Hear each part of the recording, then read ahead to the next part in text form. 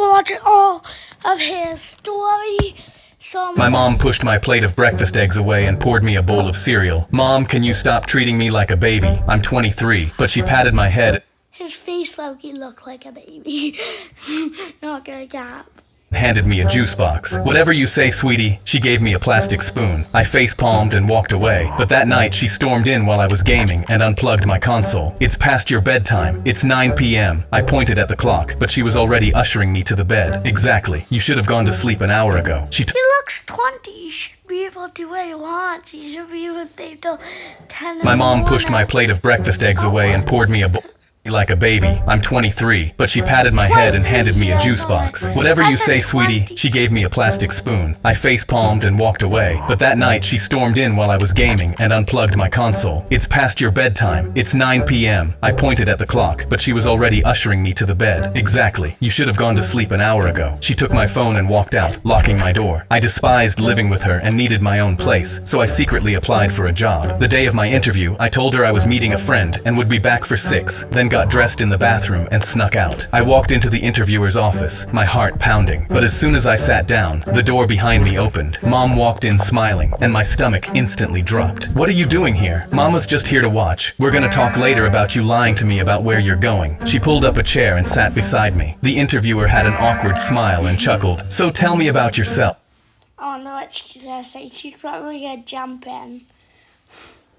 I opened my mouth to speak, but suddenly my mom leaned over and stared into her eyes. He's a mama's boy. That's all you need to know. I'm his whole world and he's mine, and nobody's taking that from me. She squeezed my hand, and I winced because this was insane. The interviewer looked threatened and quickly wrote something on her clipboard. She asked, "Are you able to work overtime?" And I straightened my tie and went to say yes, but Mom got there first. Only till 8. That's his bedtime. I felt my face go red with embarrassment and told her to stop, but she literally pulled a bottle of soda from her bag. I'm just here to make sure you're not nervous. Now drink up. I can tell you're dehydrated. She pressed the bottle to my lips, and when I saw the other candidate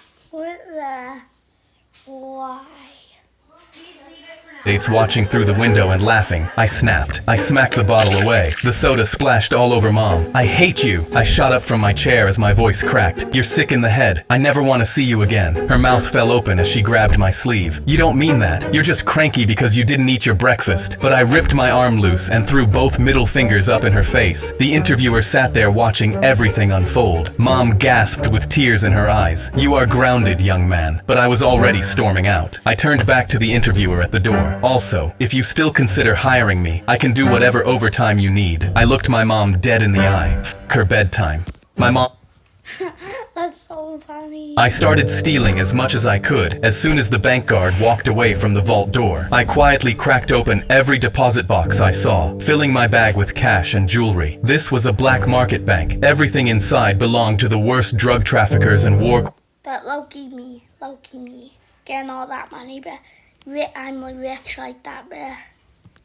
Criminals on the planet, so I had no problems with draining their accounts. I had almost cleared out the entire vault when I came to box number 13. I popped the lock. Inside was a piece of paper and a gun, but that wasn't all. The box was rigged. When I opened it, the vault slammed shut and I was trapped. I flipped on my night vision goggles. I had to think quickly. The getaway van was only going to wait for another 90 seconds before it took off. I looked at the piece of paper from inside the box. It was a note. Nobody steals from me. If you're reading this, you're trapped and the guards are on the way. I've left you a gun with one bullet inside in case you want to take the easy way out. Because I promise you, if I take you alive, your fate will be much worse. It was signed by the most brutal cartel boss in the country.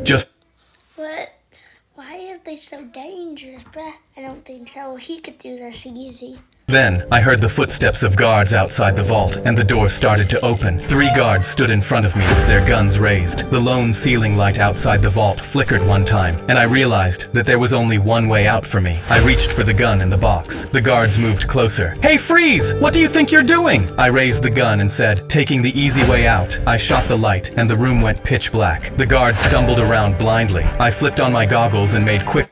If you use the goggles, even put them on, start whacking them until they're passed out. Work of all 3. Once they were knocked out, I threw them in the vault and shut the door. I ran outside and made it to the getaway van at the exact moment it started to pull away. I started stealing as much as I My 3-year-old ripped his hand out of mine and sprinted straight for the ocean. I immediately jumped up because I was too broke for swimming lessons, and he'd definitely drown. Theo, get back here! But a giant wave emerged from the ocean, That's gonna cover him and he's gonna drown. crashed over him, and when it reeled back, he was gone. I frantically searched for anyone who could help us, but the beach was completely empty. I crashed into the water. Theo, where are you? I fought through waves that kept shoving me back toward He probably drowned by now. the sand. I knew I didn't have much time until he'd drown, so I took a deep breath and dove in. But I couldn't find him, so I grabbed the phone I won from the His Story subscriber giveaway to call It should be broken if you're underwater. for help. But a pop-up came up on the screen. To find your son, every viewer has to click the like and subscribe button of this video. And when I opened my eyes, I could see a dolphin heading straight towards me. I rose back up to the surface and saw my son sitting on its back, laughing. Look, Dad, the dolphins taught me how to catch fish. He held up 2 little fists stuffed with silver fish, grinning like he'd won something. Now we can sell them Wait, why is he on a shark? Where's that dolphin? so we don't have to be poor anymore. I stood there chest deep in the ocean and realized my baby was never drowning. He'd knew we were struggling with money, and he'd gone into the water to save our family the only way a 3-year-old could think of. The next morning, I sold his catch at the market, and I spent every dollar on swimming lessons. My son wrapped his arms around my neck. You're the best daddy ever. I smiled. Don't thank me. Thank His Story. It's because I subscribe to him, and you should too. I climbed a ladder in my backyard and taped Okay, that one was good. Wait, what? the nose cone on top of my makeshift rocket. Then I whispered into my headset, "Aliens, this is Human 24. I'm ready to escape my mom." The headset crackled. "Confirm you're alone, Human 24. I clenched my fist and told them I'm always alone. Inside the house, my mom had my whole day written on a card taped to the back door, and I was tired of Wait, 1 sec. I'm gonna read that whole thing. whole day written on a card taped Says 7 a.m. wake up. Even 7:15 make bed and clean room. At 7:45 breakfast. At 8:19 homework reading. At 10 o'clock even chores. 11:30 free time out. Wait, inside only. It says 11:30 lunch. 1 o'clock quiet time, no TV. And then what's this one too?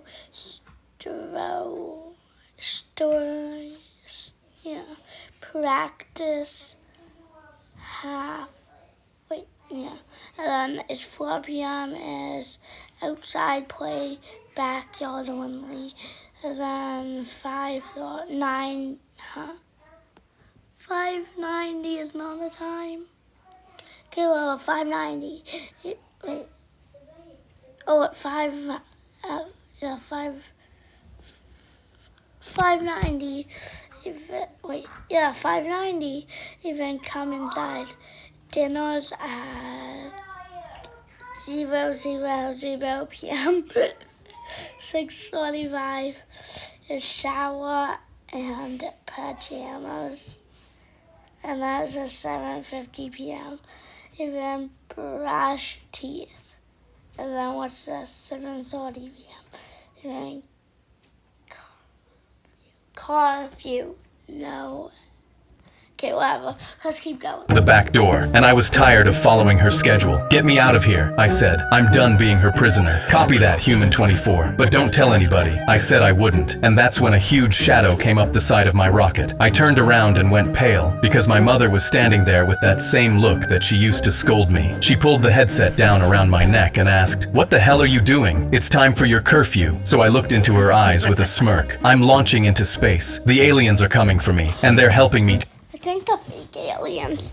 No alien would help him escape his mom. to escape your control." But she said, "Aliens aren't real dumbass." So I shook my head and told her she was wrong. But she ignored me and reached past me for my rocket. I screamed, "Leave my rocket alone," and got in front of it with both arms out. But she pushed me out of the way, and I fell on my butt with a thud. My headset came off my head. Oops. fell onto the grass. My eyes widened, and I scrambled to get it back on. Hello? Mr. Alien? Are you still there? My mom paused and asked who I was talking to. I said the aliens. She grabbed my wrist. Tell me who is on that headset. Then she pulled it off my head while I screamed no and put it on. She spoke into it. Who is this? I couldn't hear what came back, so I watched her face, but it got redder and redder by the second. Then I heard something in the bushes behind us, so I turned around. There were two guys in the weeds packing a radio into a backpack, yelling, "Abort mission." His mom found out. My jaw dropped. No way. Are these the aliens? I saw my mom march over to them and grab both of them by their hoods, but my hands started trembling when I heard her say, "The cops are on their way." I put my head down because there were never any Well, I call the cops on 2 kids. aliens, and walked back and kicked the nose cone off my rocket. They were never taking me to space. They just wanted to control me, just like my stupid mother. I climbed a ladder in my back. My 8-year-old daughter pointed at the 9 dead bodies on the news and cheered, "Daddy, look what I did!" The reporter was standing Wait. She did that? Oh my God. beside a crashed bus on a highway, and Amelia bounced on her toes and shook my IV drip in excitement. "Isn't it great?" I muted the TV and laughed nervously. "Amelia, what are you talking about?" She rolled her eyes like I was being dumb. I waited all day on the side of the highway Why is there a rock next to it? Wait, was that a garbage bag? for a bus to come, and when it did, I pushed a big rock off the edge so it would crash and kill people. My hands were trembling so hard, the Why would she want to kill people? That's just insane. remote slipped off my lap. 3 hard knocks rattled the door, and I grabbed my walking cane to open it. The older officer pointed at Amelia. "Sir, we need to speak with your daughter." I stepped in front of Amelia. She didn't do anything. She makes things up. She watches too much TV. She leaned around my leg. "Daddy, I did do it. I did it for us. The bus was silver. It rolled 4 times. I counted. I caught my balance on my cane. What does she mean she did it for us?" The young cop's hand came off his radio and hung in the air. His partner crouched, scooped her up like she weighed nothing, and carried her to the cruiser. I hobbled after them as fast as the cane would let me. "Wait!" But from the back seat, Amelia waved with both hands like she was leaving on a field trip. I buried my Wait, that was definitely not a field trip. I don't know why she would think that. My 8-year-old daughter pointed at the 9 I don't dead know bodies. why she would think that's a field trip. Definitely is not. One sec. We have to go back to it. Seat, Amelia waved with both hands like she was leaving on a field trip. I buried my head in my hands because I still couldn't figure out what was going on until my phone rang. A woman from the transplant center spoke. "Sir, there's been a fatal bus crash killing 9 people. This means we have a heart transplant available for you. What? Shut. One sec. I just have to quickly. Guys, one sec.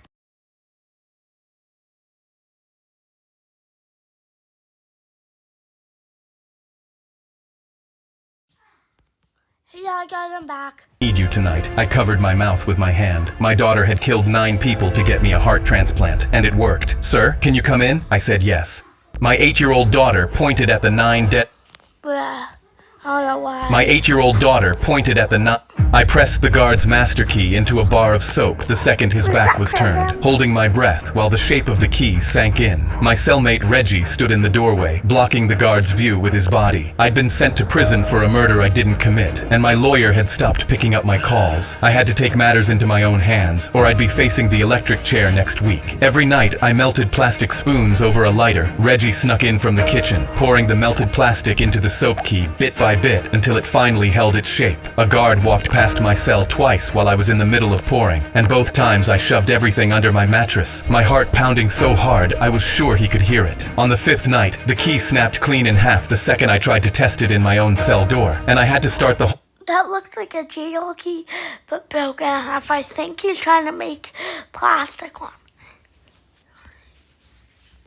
whole thing over with only 2 days left before my execution. Reggie grabbed my shoulder the night I finally made one that worked. "You sure about this?" I nodded, holding the finished key up with shaking hands. "It's the only shot I've got left." That night during shift change, I slid the plastic key into my cell door, and it opened on the first try. I made it past 2 more locked doors before a guard's flashlight swept down the hallway, and I hid in a supply closet until his footsteps disappeared. I climbed the fence around the prison and ran straight to my lawyer's house to find out why she'd been ignoring my calls. She opened the door pale and shaking, then stepped back to let me inside without a word. I followed her into the kitchen, where a folder sat closed on the table. The killer's brother threatened my daughter if I What?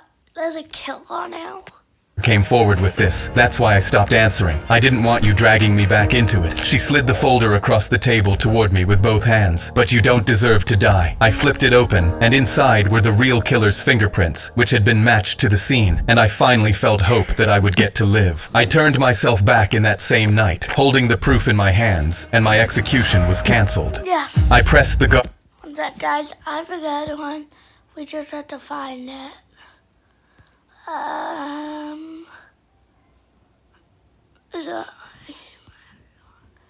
One sec, we need to find this. There's one where is this? Try not to laugh 5 head stories. Yeah, man. Nah, we're not gonna watch it then. Wait, what? He bought a lockdown confusion, whatever. Let's just go watch this one. I was rattling my cup for money, feeling everybody judge me as they walked by, when a man in a suit pressed $50 into my hand. I was like you once and someone helped me. This is my last 50, but you need it more than I do. I started crying because this was enough money for days of food, but when I looked up to thank him, he was looking side to side, squinting at the nearby bushes and parks. His face got redder, and he suddenly bent back down. Wait, you're not a YouTuber? I shook my head no, and he instantly snatched his $50 back. Then why did I even give you any money? I thought someone would pop out with a camera and give me 10 grand for helping your filthy You tricked me. You should feel ashamed of conning people like this. He stormed away, muttering to himself. Why does he care if he's a YouTuber? Bruh. Sat there stunned because he only gave me money hoping this was a public stunt. Then I turned to my friend in the bushes with his camera and 10 grand in his pocket. I was rattling my cup for money. He was a YouTuber actually, bruh. What the bruh? A woman stepped out of her house red in the face and marched over to my Why is she so fat? car, tapping her nails on my roof. I'd broken down just minutes ago and couldn't move, but she leaned in and screamed at me to move. I replied, "I'm sorry ma'am, but my car is broken down." But she cut me off and leaned through my window. "I don't care if it's broken down, just move right now." I stared at her in disbelief and told her slowly, "My car is broken down, I cannot move it." Her face twisted in anger as she kicked my door so hard the alarm started blaring. "Are you mocking me? Move it or I'm getting my boyfriend." She stormed away before I could respond, and her boyfriend immediately stepped out. "What's the problem?" he asked me. She pointed her finger at me before I could reply. "This leech is parked here. Tell him to move." She can't move it. He can't move it because it's broken down. She thought I was lying. I calmly explained my car's broken down. "Can you try turn it on?" I put the key in the ignition and nothing happened. He shook his head and immediately turned to the woman. "Can't you see his car's broken down?" But she flailed her arms. "I don't know what that means. Just tell him to move." The man gripped his head while I started laughing because I couldn't believe this was happening. She instantly screamed, How does she doesn't know what that means? How? That's insane. Like, I think everyone knows, but that's just so you know, it's not insulting when it doesn't, but that's kind of stupid, not gonna lie. Laughing at us and literally went to slap me, but he caught her hand. "No, he's laughing at you because you're being crazy." He exhaled, then walked back inside, while I rolled my windows up and called a recovery vehicle while staring right at her. The next morning later, I drove by the same house and saw her outside with boxes in her arms and tears in her eyes. The boyfriend was right there. "You're Good, she's being kicked out. crazy," he told her. "That car breaking down was divine intervention because it showed me I shouldn't be with you." He slammed the door in her face, and when she turned around, she saw me parked in the exact same spot as yesterday, smiling at her. A woman stepped up. Why does a smile look kind of... I was hunting elk in the woods when I heard something whimpering under the snow. I dug 10 minutes and pulled out a pup, eyes barely open. Aw, that's a cute little pup. Ribs showing, too cold to shake. I wrapped him in my flannel and carried him 3 miles back to my cabin, hidden inside my jacket against my chest. He was barely breathing when I got home. I warmed milk and fed him drop by drop from an eyedropper until his tongue started moving. He slept on my chest that night, and every night after. Another hour, and he'd have been dead. 6 months later, I took him in for his shots. The vet asked his breed, and I said he was a husky somebody dumped. He walked me into a back... Huskies are really cute. Aw.